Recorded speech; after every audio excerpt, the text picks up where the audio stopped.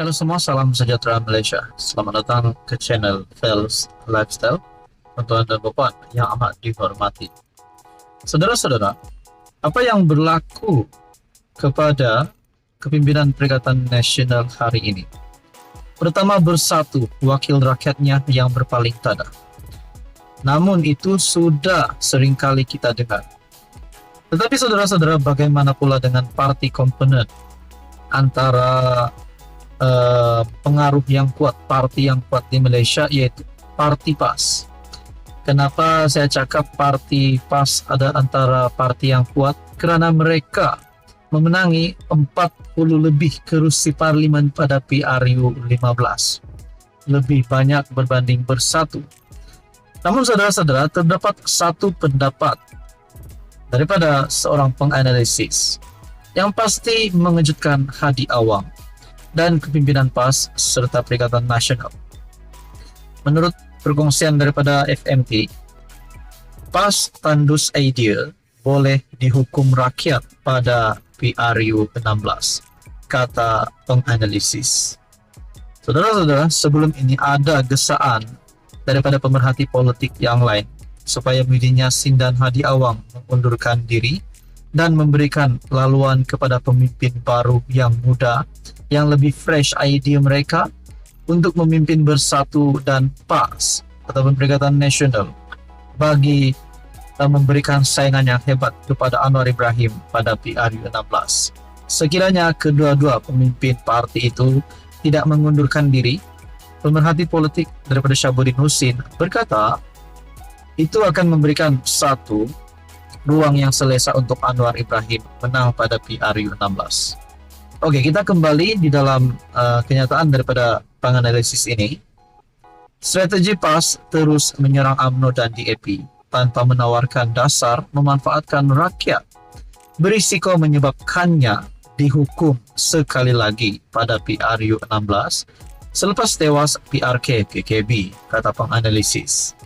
Menurut Arif Aizuddin Aslan dari UiTM, berbaki 2 hingga 3 tahun sebelum mandat dikembalikan semula kepada pengundi, PAS yang menunjangi PN dilihat ketandusan ideal apabila terus memainkan kempen naratif lama.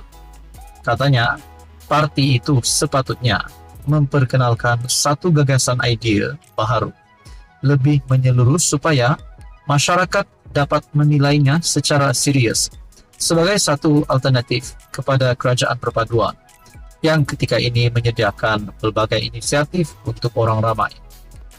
Jika mereka tidak terbuka mengubah pendekatan dan kerajaan perpaduan konsisten memperkenalkan lebih banyak lagi dasar memberikan impak positif kepada orang ramai, PAS dan Bersatu akan dihukum pada PRU 16.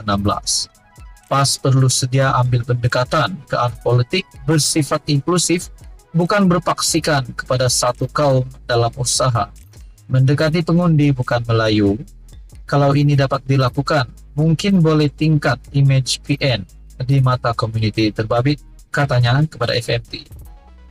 Dalam siri pertama Jelajah Selamatkan Malaysia bertajuk KKB Signal Rakyat di Bangi pada 17 Mei, Ketua Penerangan PAS Ahmad Fadli Syari terus menyerang UMNO dengan mendakwa sebahagian besar ahlinya tidak mengundi pada PRK KKB untuk menyokong PH rakan dalam kerajaan perpaduan. Itu adalah antara kenyataan daripada penganalisis politik. PAS tandus ideal boleh dihukum rakyat pada PRU 16, kata penganalisis. Kita juga mendengar satu kenyataan daripada penganalisis politik sebelum ini yang menyatakan bahwa PAS mungkin hilang sokongan pengundi jika terus bersama bersatu. Adakah dengan ini PAS perlu mengambil satu langkah baru untuk menyelamatkan parti itu? Mungkin antara langkah yang boleh dicadangkan oleh netizen ataupun oleh pemerhati politik adalah menyertai kerajaan. Bila PAS bersama dengan kerajaan, mungkin itu akan menjamin masa depan PAS pada PRU 16. Jadi apa komen Anda saudara-saudara berkaitan dengan isu ini? Sekian saja, teruskan bersama di dalam channel ini. Halo semua, salam sejahtera Malaysia. Selamat datang ke channel Fels Lifestyle, tuan-tuan dan puan-puan yang saya amat hormati. Baru-baru ini kita dikejutkan dengan nama Azmin Ali yang disebut akan dipanggil polis berkaitan ataupun berhubung perkara yang dibangkitkannya di Dewan Undangan Negeri. Namun terkini, saudara-saudara, ini adalah keputusan Azmin yang menyatakan enggan ke balai polis bagi kenyataan pada polis. Wah, adakah di sini terdapat unsur-unsur ataupun ciri-ciri Azmin Ali nak lari? Wah, kalau nak cakap Azmin lari, saya rasa tidak relevan juga. Karena saya tahu Azmin Ali pasti akan mengikut undang-undang. Tetapi saudara-saudara, di dalam artikel daripada Malaysia Kini, Azmin enggan ke balai bagi kenyataan pada polis. Meskipun dipanggil polis untuk memberi kenyataan, namun Ketua Pembangkang Selangor, Muhammad Azmin Ali, menegaskan dia enggan hadir ke balai. Sebaliknya, pemimpin PN itu mencabar tindakan polis memanggilnya untuk memberi keterangan mengenai ucapan yang dibuatnya ketika sidang Dewan Undangan Negeri Selangor pada Mac. Setakat ini tidak akan ke balai polis. Sewajarnya arahan tersebut digantung sehingga mahkamah selesai prosiding. Kita harus menghormati proses perundangan dalam negara kita, katanya pada sidang media di Ibu Pejabat PN. Azmin berkata demikian bagi menjawab soalan pemberita selepas memberitahu dia telah dipanggil polis mengikut Seksyen 111 Kanun Tata Cara Jenayah pada 7 Mei untuk direkodkan kenyataannya di Ibu Pejabat Polis Daerah Shah Alam.